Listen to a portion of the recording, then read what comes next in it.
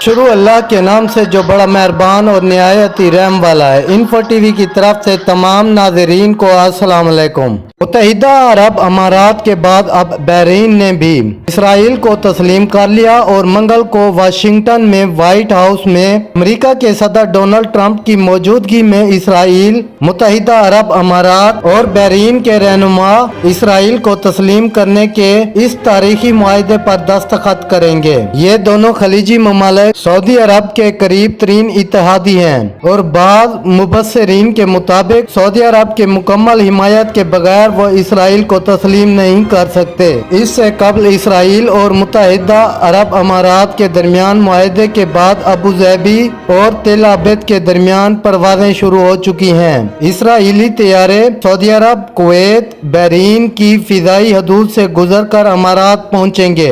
हजारों इसराइली और अमारती तेल अबीद, दुबई और अबू धाबी परवाज करने की राह देख रहे हैं। मुत्तहिदा अरब अमारात के सदर ने गुज़िश्ता दिनों एक फरमान के जरिए इसराइल के इक्तिसादी बाइकाट की करारदाद को खत्म करके इसराइल से इक्तिसादी ताल्लुकात के आगाज की राह हमवार कर दी है। इस मुआहदे का फलस्तीन के मुस्तकबिल पर क्या असर पड़ेगा ये अभी मालूम नहीं, लेकिन फलस्तीनियों ने इस फैसले को कबूल नहीं किया है। फलस्तीन ने इसराइल को तस्लीम किए जाने पर बहरीन की भी मजम्मत की है। वाज़ेह रहे कि बहरीन इसराइल को तस्लीम करने वाला चौथा अरब मुल्क है। सदर ट्रंप ने पिछले दिनों इसराइल बहरीन मुआहदे का ऐलान करते हुए कहा कि बहुत जल्द दूसरे अरब ममालिक भी इसराइल से ताल्लुकात इस्तवार करने वाले हैं। इसराइल भी पाकिस्तान की तरह मजहबी बुनियादों पर वजूद में आया और दुनिया की पहली यहूदी रियासत के नाम से जाना जाता है। अखबार न्यूयॉर्क टाइम्स ने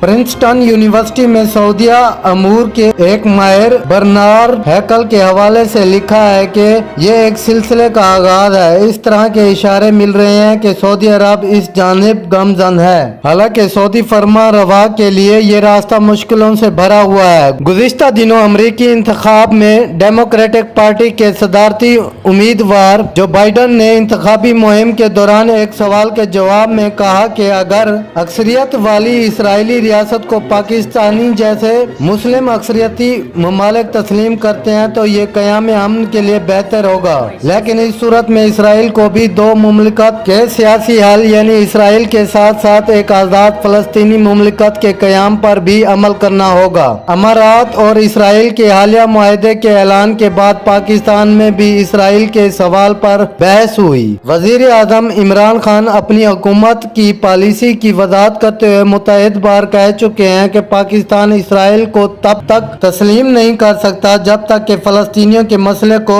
मुनसिफाना तरीके से हल नहीं किया जाता। इसराइल को तस्लीम करने का ख्याल पाकिस्तान में आता जा रहा है। दिफाई अमूर के मारूफ तज्जियाकार आयशा सिद्दीकी कहती हैं कि मुख्तलिफ मरहलों में पाकिस्तान के इसराइल से गैर रस्मी ताल्लुकात भी रहे हैं। 1970 के अशरे में पाकिस्तान ने ईरान के तवस्सुत से इसराइल से हथियार खरीदे। इस वक्त ईरान के शाह पाकिस्तान के पैगंबर का किरदार अदा करते थे।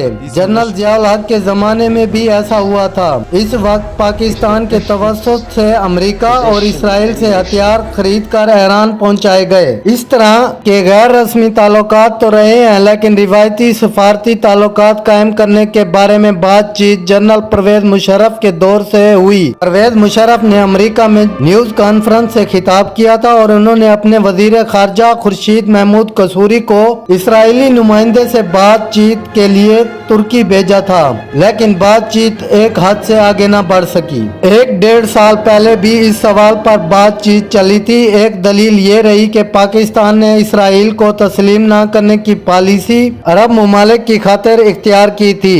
अब चूंकि अरब ममालिक ही इसराइल से ताल्लुकात इस्तवार कर रहे हैं, इसलिए पाकिस्तान को भी कर लेना चाहिए। जनूबी एशिया के खारजी अमूर के तज्जियाकार निरुपमा सुब्रमणियन कहती हैं, खा वो पाकिस्तान की सिविलियन हुकूमत हो या पाकिस्तान की फौज, पीपल्स पार्टी की हुकूमत हो या नवाज शरीफ की, अंदर ही अंदर सभी यही चाहते हैं कि ये मसला सिफारती तरीके से हल हो जाए, क्योंकि इन्हें अब महसूस हो रहा है कि दुनिया बहुत आगे बढ़ चुकी है। साथ ये भी कहती है कि पाकिस्तान मशरिक वुस्ता में अपने लिए कोई किरदार नहीं देख रहा। पाकिस्तान में इसराइल और फलस्तीन के मसले के बारे में अशरों से जो बयानिया रहा, इसमें मजहब का अंसर गालिब है। इसके पसे मंजर में यहूदी और मुसलमानों के ताल्लुकात पर बढ़ चढ़ कर बात होती रही है। आयशा सदीका कहती हैं, जिस तरह हमने अपने मुआशरे की तरबियत की है, इस पर यह मसला बहुत पेचीदा है। ये एक दो दिन में नहीं हल हो सकता, खा वो पाकिस्तान में अस्करी इदारे हों या हुकूमत। पाकिस्तान के लिए इसराइल को तस्लीम करने का सवाल बहुत बड़ा